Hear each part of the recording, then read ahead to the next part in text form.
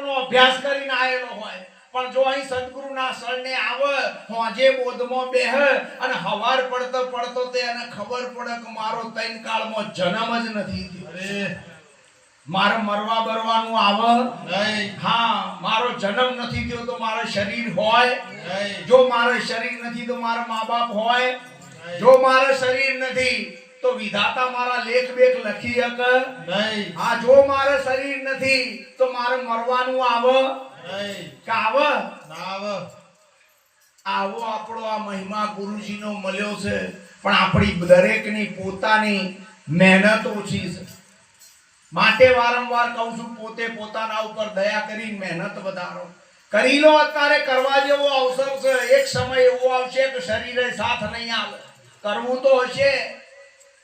આ દોરા આયા કે ના આયા જોઈ લ્યો સને.